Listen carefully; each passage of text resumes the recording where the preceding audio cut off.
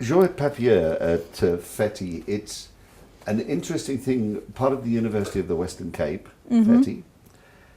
Education, education, education. That's what it's really all about today, isn't it? Absolutely. Now, if you look at your goals, what is it you actually want to achieve as an institution?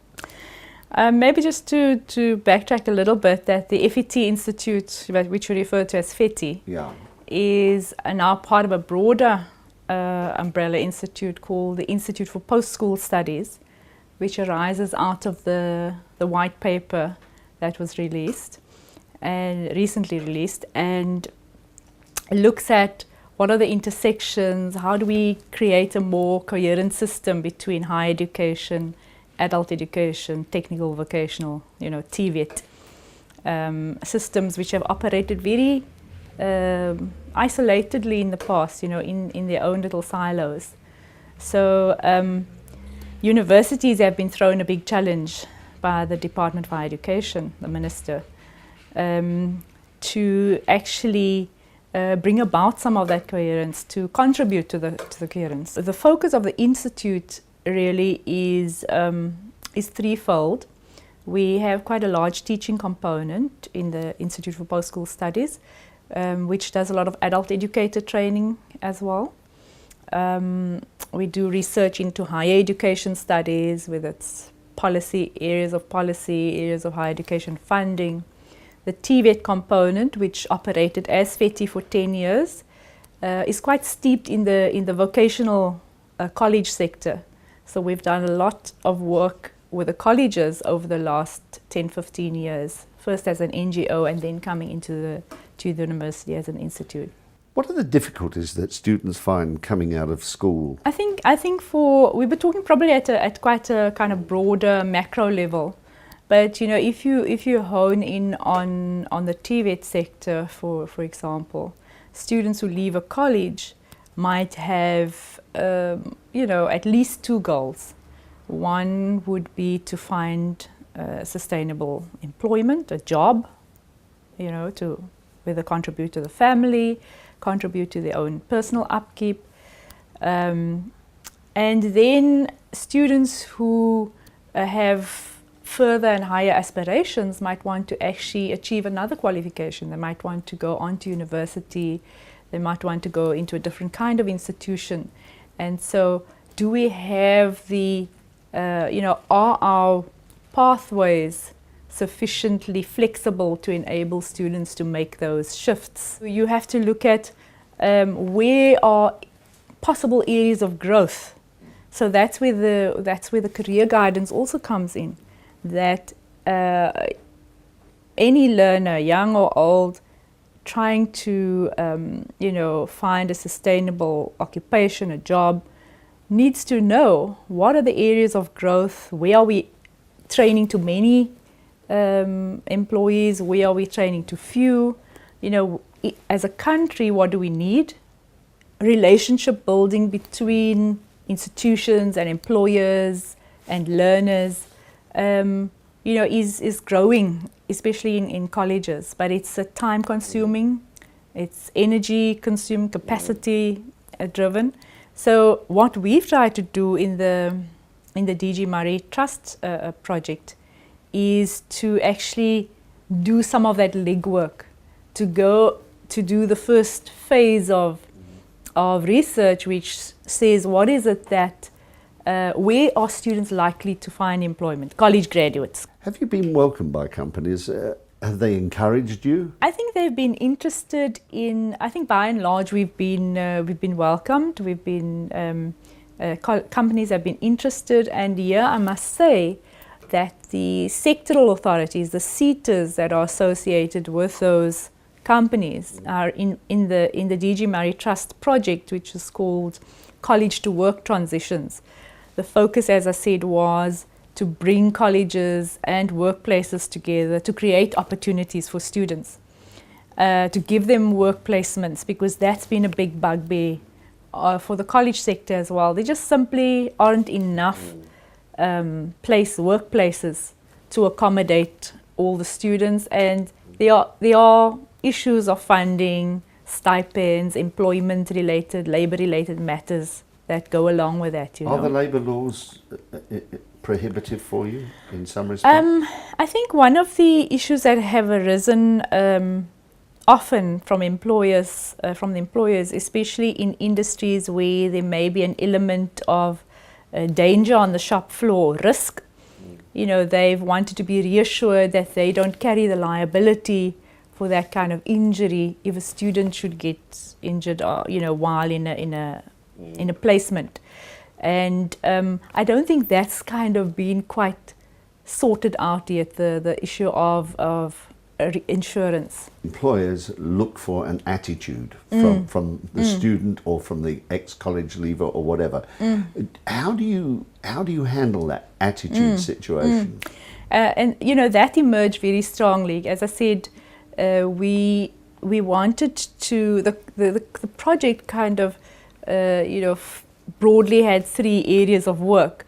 The one was to say which are the industries where in the Western Cape students are likely to find employment. And what we came up with there was wholesale and retail. We came up with tourism and hospitality, and we were limited. We couldn't do everything. So, we said, let's focus on 3 industries: engineering, tourism and hospitality, and wholesale and retail in the Western Cape. And what we did then in the next phase was to actually engage with those employers through the SETAs who, provided lists. They provided platforms at the SETA forum, communications, workshops, and that gave us a chance to actually explain to employers what the project was trying to do. And then we actually went to those employers and said, what has your experience of a college learner been? And employers have said, give us someone who's willing to learn, who's ready to take advice, who's a good team player, and we can teach them some of the more specific skills to our business. So, in fact, arising out of that kind of very direct engagement with employers, we could at a later point in the project say, these are the areas of skills, and some people refer to them as soft skills, but they're actually so critical and important. And these are the areas of skills that employers have said they really want to see in a graduate. The project now is in the phase where the students have been given workplace exposure. So we have between 60 and 80 students that have been placed. And this period, the next 3 months, is really about getting feedback now from those very employers who told us these are the things we see lacking in some of the graduates that come to us. And to say to them, was there anything that you could pick up from these students? Did you notice that they displayed any particular skills outside just of the job performance ones, It's to advocate technical vocational education from the colleges or by colleges to employers as well, who might say, well, we had one negative experience and now we don't want to touch a TVET college again. And we're saying let's work with them. Now, if somebody were to be watching this particular interview, how would they go about placing their child or whatever into your care for this course? Oh, we kind of almost an intermediary, if you like. We don't have classes of students that we teach directly. Our work is meant to support the provider, the actual colleges and their campuses. You see, over the last 15 years, I think we've proved our bona fides. We've convinced people that we have the interests of vocational education broadly at heart, and that we're quite passionate about seeing the quality of the system improve, seeing those vocational learners being able to, fly when they leave the college, not coming out and saying, okay, now what do I do? And so wherever we can assist in understanding how things work, we want to do that. So that's what the research aspect of our work is actually. It's ongoing. It's ongoing. It's very developmental. It's about saying, well, and this is where funders like the DGMT who are quite visionary and have an equal passion for development. You know, while there are constraints, we recognize that in the system there are significant constraints. Many young people don't know how to navigate through the different pathways, and we need to do a lot of work at all levels on making it easier for students to navigate the system. But I think, you know, projects like this demonstrate what might be possible. And there are lots of new learnings that come out of it. So, for example, in the sector education and training authorities, the SETAs, you know, the policy has put in place a pivotal grant, which is really about supporting financially different forms of learning in a workplace as well. And so workplaces need to find ways to access those and to plan for training, you know. But it's not always as easily accessible, and people don't really often, you know, take the trouble to understand it. I'm going to end up our interview on this final question. We have a 40% unemployment situation in South Africa. Youth predominantly, most of it. More and more youth leaving school and not being able to find employment. Do you see a light at the end of the tunnel?